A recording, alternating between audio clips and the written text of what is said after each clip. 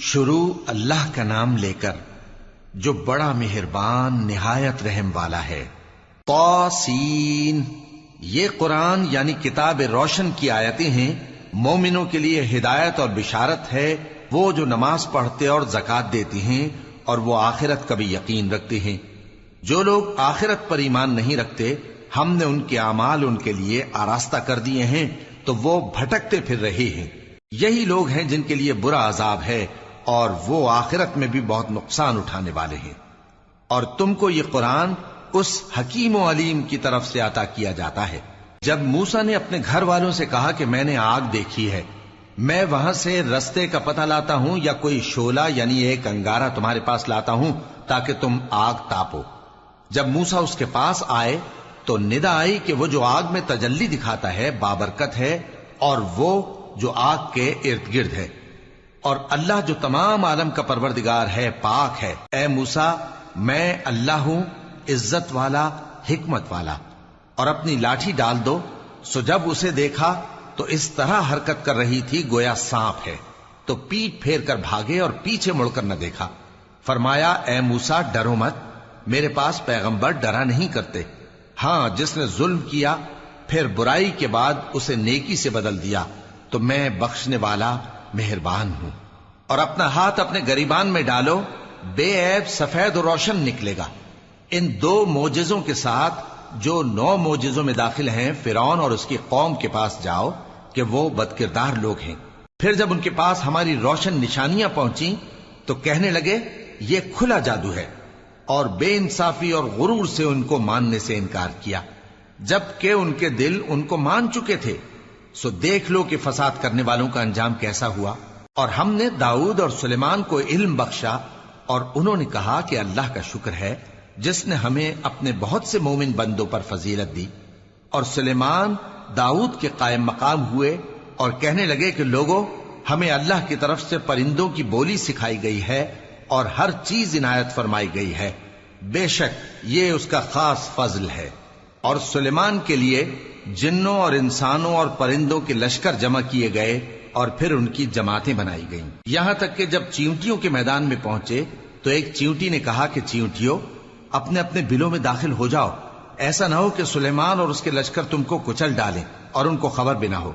تو وہ اس کی بات سے ہنس پڑے اور کہنے لگے کہ اے پروردگار، مجھے توفیق عنایت کر کہ جو احسان تو نے مجھ پر اور میرے ماں باپ پر کیے ہیں ان کا شکر کروں اور ایسے نیک کام کروں کہ تو ان سے خوش ہو جائے، اور مجھے اپنی رحمت سے اپنے نیک بندوں میں داخل فرما۔ اور جب انہوں نے پرندوں کا جائزہ لیا تو کہنے لگے کیا سبب ہے مجھے ہدہد نظر نہیں آتا؟ کیا کہیں غائب ہو گیا ہے؟ میں اسے سخت سزا دوں گا یا ذبح کر ڈالوں گا یا میرے سامنے اپنی بے قصوری کی واضح دلیل پیش کرے۔ ابھی تھوڑی ہی دیر ہوئی تھی کہ ہدہد آ موجود ہوا اور کہنے لگا کہ مجھے ایک ایسی چیز معلوم ہوئی ہے جس کی آپ کو خبر نہیں، اور میں آپ کے پاس ملک سبا سے ایک یقینی خبر لے کر آیا ہوں۔ میں نے ایک عورت دیکھی کہ ان لوگوں پر حکومت کرتی ہے اور ہر چیز اسے میسر ہے، اور اس کا ایک شاندار تخت ہے۔ میں نے دیکھا کہ وہ اور اس کی قوم اللہ کو چھوڑ کر آفتاب کو سجدہ کرتے ہیں، اور شیطان نے ان کے اعمال انہیں آراستہ کر دکھائے ہیں اور ان کو رستے سے روک رکھا ہے، پس وہ رستے پر نہیں آتے اور نہیں سمجھتے ہیں کہ اللہ کو جو آسمانوں اور زمین میں چھپی چیزوں کو ظاہر کر دیتا اور تمہارے پوشیدہ اور ظاہر اعمال کو جانتا ہے، کیوں سجدہ نہ کریں؟ اللہ کے سوا کوئی عبادت کے لائق نہیں، وہی عرش عظیم کا مالک ہے۔ سلیمان نے کہا اچھا، ہم دیکھیں گے تو نے سچ کہا ہے یا تو جھوٹا ہے۔ یہ میرا خط لے جا اور اسے ان کی طرف ڈال دے، پھر ان کے پاس سے ہٹ جانا اور دیکھنا کہ وہ کیا جواب دیتی ہیں۔ ملکہ نے کہا کہ دربار والوں، مجھ تک ایک نامہ گرامی پہنچایا گیا ہے، وہ سلیمان کی طرف سے ہے، اور مضمون یہ ہے کہ شروع اللہ کا نام لے کر جو بڑا مہربان نہایت رحم والا ہے، بعد اس کے یہ کہ مجھ سے سرکشی نہ کرو اور مطیع و فرما بردار ہو کر میرے پاس چلے آؤ۔ خط سنا کر کہنے لگی کہ اے اہل دربار، میرے اس معاملے میں مجھے مشورہ دو، جب تک کہ تم حاضر نہ ہو اور صلاح نہ دو میں کسی کام کا فیصلہ نہیں کیا کرتی۔ وہ بولے کہ ہم بڑے زوراور اور سخت جنگجو ہیں، اور حکم آپ کے اختیار میں ہے، تو جو حکم دیجیے گا اس کے انجام پر نظر کر لیجئے گا۔ اس نے کہا کہ بادشاہ جب کسی شہر میں داخل ہوتے ہیں تو اس کو تباہ کر دیتے ہیں اور وہاں کے عزت والوں کو ذلیل کر دیا کرتے ہیں، اور اسی طرح یہ بھی کریں گے، اور میں ان کی طرف کچھ تحفہ بھیجتی ہوں اور دیکھتی ہوں کہ قاصد کیا جواب لاتے ہیں۔ پس جب قاصد سلیمان کے پاس پہنچا تو سلیمان نے کہا، کیا تم مجھے مال سے مدد دینا چاہتے ہو؟ سو جو کچھ اللہ نے مجھے عطا فرمایا ہے وہ اس سے کہیں بہتر ہے جو تمہیں دیا ہے۔ حقیقت یہ ہے کہ اپنے تحفے سے تم ہی خوش ہوتے ہوگے۔ ان کے پاس واپس جاؤ، اب ہم ان پر ایسے لشکر لے کر حملہ کریں گے جن کے مقابلے کی ان میں طاقت نہ ہوگی، اور ان کو وہاں سے بے عزت کر کے نکال دیں گے اور وہ ذلیل ہوں گے۔ سلیمان نے کہا کہ اے دربار والو، کوئی تم میں ایسا ہے کہ قبل اس کے کہ وہ لوگ فرما بردار ہو کر ہمارے پاس آئیں، ملکہ کا تخت میرے پاس لے آئے؟ جنات میں سے ایک قوی ہیکل جن نے کہا کہ قبل اس کے کہ آپ اپنی جگہ سے اٹھیں میں اس کو آپ کے پاس لا حاضر کرتا ہوں، اور مجھے اس پر قدرت بھی حاصل ہے اور امانت دار بھی ہوں۔ ایک شخص جس کو کتاب الہی کا علم تھا کہنے لگا کہ میں آپ کی آنکھ کے جھپکنے سے پہلے پہلے اسے آپ کے پاس حاضر کیے دیتا ہوں۔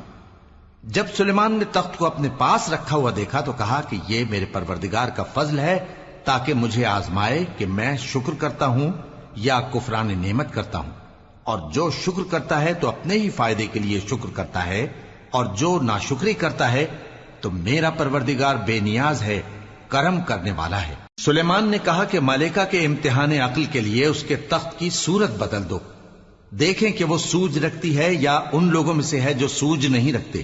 پھر جب وہ آ پہنچی تو پوچھا گیا کہ کیا آپ کا تخت بھی اسی طرح کا ہے؟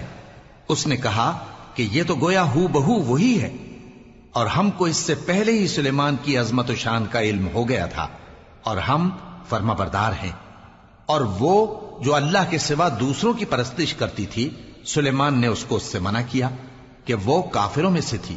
اس کے بعد اس سے کہا گیا کہ محل میں چلیے۔ جب اس نے اس کے فرش کو دیکھا تو اسے پانی کا حوض سمجھا اور کپڑا اٹھا کر اپنی پنڈلیاں کھول دی۔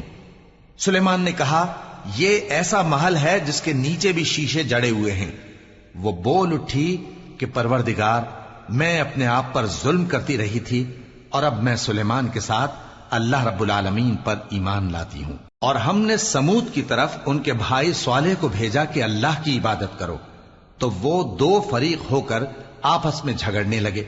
صالح نے کہا کہ اے قوم، تم بھلائی سے پہلے برائی کے لیے کیوں جلدی کرتے ہو، اور اللہ سے بخشش کیوں نہیں مانگتے تاکہ تم پر رحم کیا جائے؟ وہ کہنے لگے کہ تم اور تمہارے ساتھی ہمارے لیے برا شگون ہیں۔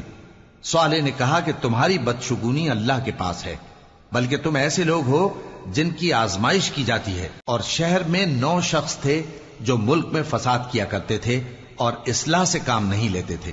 کہنے لگے کہ اللہ کی قسم کھاؤ کہ ہم رات کو اس پر اور اس کے گھر والوں پر شبخون ماریں گے، پھر اس کے وارثوں سے کہہ دیں گے کہ ہم تو اس کے گھر والوں کے موقع ہلاکت پر تھے ہی نہیں، اور ہم سچ کہتے ہیں۔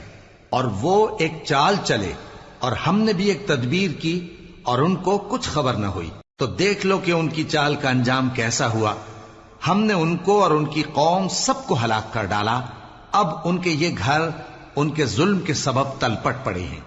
جو لوگ علم رکھتے ہیں ان کے لیے اس میں نشانی ہے، اور جو لوگ ایمان لائے اور ڈرتے تھے ان کو ہم نے نجات دی۔ اور لوط کو یاد کرو جب انہوں نے اپنی قوم سے کہا کہ تم بے حیائی کے کام کیوں کرتے ہو جبکہ تم دیکھتے ہو؟ کیا تم عورتوں کو چھوڑ کر لذت حاصل کرنے کے لیے مردوں کی طرف مائل ہوتے ہو؟ حقیقت یہ ہے کہ تم احمق لوگ ہو۔ تو ان کی قوم کے لوگ بولے تو یہ بولے، اور اس کے سوا ان کا کچھ جواب نہ تھا کہ لوط کے گھر والوں کو اپنے شہر سے نکال دو، یہ لوگ پاک بننا چاہتے ہیں۔ تو ہم نے ان کو اور ان کے گھر والوں کو نجات دی، مگر ان کی بیوی کہ اس کی نسبت ہم نے مقرر کر رکھا تھا کہ وہ پیچھے رہنے والوں میں ہوگی۔ اور ہم نے ان پر مے برسایا، سو جو مے ان لوگوں پر برسا جن کو متنبع کر دیا گیا تھا برا تھا۔ کہہ دو کہ سب تعریف اللہ ہی کے لیے ہے، اور اس کے ان بندوں پر سلام ہے جس کو اس نے منتخب فرمایا۔ بھلا اللہ بہتر ہے یا وہ جن کو یہ اس کا شریک بناتے ہیں؟ بھلا کس نے آسمانوں اور زمین کو پیدا کیا، اور کس نے تمہارے لیے آسمان سے پانی برسایا؟ پھر ہم نے اس سے سرسبز باغ اگائے، تو تمہارا کام تو نہ تھا کہ تم ان کے درختوں کو اگاتے، تو کیا اللہ کے ساتھ کوئی اور بھی معبود ہے؟ ہرگز نہیں، بلکہ یہ لوگ رستے سے الگ ہو رہے ہیں۔ بھلا کس نے زمین کو قرارگاہ بنایا اور اس کے بیچ نہریں بنائیں اور اس کے لیے پہاڑ بنائے، اور کس نے دو دریاؤں کے بیچ اوٹ بنائی؟ یہ سب کچھ اللہ نے بنایا، تو کیا اللہ کے ساتھ کوئی اور معبود بھی ہے؟ ہرگز نہیں، بلکہ ان میں اکثر علم نہیں رکھتے۔ بھلا کون بے قرار کی التجا قبول کرتا ہے جب وہ اس سے دعا کرتا ہے، اور کون اس کی تکلیف کو دور کرتا ہے، اور کون تم کو زمین میں اگلوں کا جانشین بناتا ہے؟ یہ سب کچھ اللہ کرتا ہے، تو کیا اللہ کے ساتھ کوئی اور معبود بھی ہے؟ ہرگز نہیں، مگر تم بہت کم غور کرتے ہو۔ بھلا کون تم کو جنگل اور دریا کے اندھیروں میں رستہ بتاتا، اور کون ہواؤں کو اپنی رحمت کے آگے خوشخبری بنا کر بھیجتا ہے؟ یہ سب کچھ اللہ کرتا ہے، تو کیا اللہ کے ساتھ کوئی اور معبود بھی ہے؟ ہرگز نہیں۔ یہ لوگ جو شرک کرتے ہیں، اللہ کی شان اس سے بلند ہے۔ بھلا کون خلقت کو پہلی بار پیدا کرتا پھر اس کو دوبارہ پیدا کرے گا؟ اور کون تم کو آسمان اور زمین سے رزق دیتا ہے؟ یہ سب کچھ اللہ کرتا ہے، تو کیا اللہ کے ساتھ کوئی اور معبود بھی ہے؟ ہرگز نہیں۔ کہہ دو کہ مشرکو، اگر تم سچے ہو تو دلیل پیش کرو۔ کہہ دو کہ جو لوگ آسمانوں اور زمین میں ہیں اللہ کے سوا غیب کی باتیں نہیں جانتے، اور نہ یہ جانتے ہیں کہ کب زندہ کر کے اٹھائے جائیں گے، بلکہ آخرت کے بارے میں ان کا علم ختم ہو چکا ہے، بلکہ یہ اس کی طرف سے شک میں ہیں، بلکہ یہ اس سے اندھے ہو رہے ہیں۔ اور جو لوگ کافر ہیں کہتے ہیں کہ جب ہم اور ہمارے باپ دادا مٹی ہو جائیں گے تو کیا ہم پھر قبروں سے نکالے جائیں گے؟ یہ وعدہ ہم سے اور ہمارے باپ دادا سے پہلے سے ہوتا چلا آیا ہے، کہاں کا اٹھنا اور کیسی قیامت؟ یہ تو صرف پہلے لوگوں کی کہانیاں ہیں۔ کہہ دو کہ ملک میں چلو پھرو، پھر دیکھو کہ گناہگاروں کا انجام کیا ہوا ہے، اور ان کے حال پر غم نہ کرنا، اور نہ ان چالوں سے جو یہ کر رہے ہیں تنگ دل ہونا۔ اور کہتے ہیں کہ اگر تم سچے ہو تو یہ وعدہ کب پورا ہوگا؟ کہہ دو کہ جس عذاب کے لیے تم جلدی کر رہے ہو شاید اس میں سے کچھ تمہارے نزدیک آ پہنچا ہو، اور تمہارا پروردگار تو لوگوں پر فضل کرنے والا ہے، لیکن ان میں سے اکثر شکر نہیں کرتے۔ اور جو باتیں ان کے سینوں میں پوشیدہ ہوتی ہیں اور جو کام وہ ظاہر کرتے ہیں، تمہارا پروردگار ان سب کو جانتا ہے۔ اور آسمانوں اور زمین میں کوئی پوشیدہ چیز نہیں ہے مگر یہ کہ وہ ایک کتاب روشن میں لکھی ہوئی ہے۔ بے شک یہ قرآن بنی اسرائیل کے سامنے اکثر باتیں جن میں وہ اختلاف کرتے ہیں بیان کر دیتا ہے، اور بے شک یہ مومنوں کے لیے ہدایت اور رحمت ہے۔ تمہارا پروردگار قیامت کے روز ان میں اپنے حکم سے فیصلہ کر دے گا، اور وہ غالب ہے، علم والا ہے۔ تو اللہ پر بھروسہ رکھو، تم تو صاف حق پر ہو۔ کچھ شک نہیں کہ تم مردوں کو بات نہیں سنا سکتے، اور نہ بہروں کو جبکہ وہ پیٹ پھیر لیں آواز سنا سکتے ہو، اور نہ اندھوں کو گمراہی سے نکال کر رستہ دکھا سکتے ہو۔ تم تو انہی کو سنا سکتے ہو جو ہماری آیتوں پر ایمان لاتے ہیں، پھر وہ فرما بردار ہو جاتے ہیں۔ اور جب ان کے بارے میں عذاب کا وعدہ پورا ہوگا تو ہم ان کے لیے زمین میں سے ایک جانور نکالیں گے جو ان سے باتیں کرے گا۔ یہ ہم اس لیے کریں گے کہ لوگ ہماری آیتوں پر ایمان نہیں لاتے تھے۔ اور جس روز ہم ہر امت میں سے ایک بڑے گروہ کو جمع کریں گے جو ہماری آیتوں کی تکذیب کرتے تھے، پھر ان کی جماعت بندی کی جائے گی، یہاں تک کہ جب سب آ جائیں گے تو اللہ فرمائے گا کہ کیا تم نے میری آیتوں کو جھٹلا دیا تھا، حالانکہ تم نے اپنے علم سے ان کا احاطہ تو کیا ہی نہ تھا؟ بھلا تم کیا کرتے رہتے تھے؟ اور ان کے ظلم کے سبب ان کے حق میں وعدہ عذاب پورا ہو کر رہے گا تو وہ بول بھی نہ سکیں گے۔ کیا انہوں نے نہیں دیکھا کہ ہم نے رات کو اس لیے بنایا ہے کہ اس میں آرام کریں، اور دن کو روشن بنایا ہے کہ اس میں کام کریں؟ بے شک اس میں مومن لوگوں کے لیے نشانیاں ہیں۔ اور جس روز سور پھونکا جائے گا تو جو لوگ آسمانوں میں اور جو زمین میں ہیں سب گھبرا اٹھیں گے مگر وہ جسے اللہ چاہے، اور سب اس کے پاس عاجز ہو کر چلے آئیں گے۔ اور تم پہاڑوں کو دیکھتے ہو تو خیال کرتے ہو کہ مضبوط جمے ہوئے ہیں، مگر وہ اس روز اس طرح اڑتے پھریں گے جیسے بادل۔ یہ اللہ کی کاریگری ہے جس نے ہر چیز کو مضبوط بنایا، بے شک وہ تمہارے سب افعال سے باخبر ہے۔ جو شخص نیکی لے کر آئے گا تو اس کے لیے اس سے بہتر بدلہ تیار ہے، اور ایسے لوگ اس روز گھبراہٹ سے بے خوف ہوں گے، اور جو برائی لے کر آئے گا تو ایسے لوگ औंधे मुंह दोजख में डाल दिए जाएंगे। तुमको तो उन्हीं अमाल का बदला मिलेगा जो तुम करते रहे हो। कह दो, मुझको यही इरशाद हुआ है कि इस शहर मक्का के मालिक की इबादत करूं जिसने इसको मुहतरम बनाया है और हर चीज उसी की है, और मुझे यह भी हुक्म हुआ है कि मैं फर्माबरदार रहूं और यह भी कि कुरान पढ़ा करूं। अब जो शख्स राह रास्त इख्तियार करता है तो अपने ही फायदे के लिए इख्तियार करता है, और जो गुमराह रहता है तो कह दो कि मैं तो सिर्फ खबरदार करने वाला हूं। और कहो कि अल्लाह का शुक्र है, वो तुमको अनकरीब अपनी निशानियां दिखाएगा तो तुम उनको पहचान लोगे, और जो काम तुम करते हो तुम्हारा परवरदिगार उनसे बेखबर नहीं है।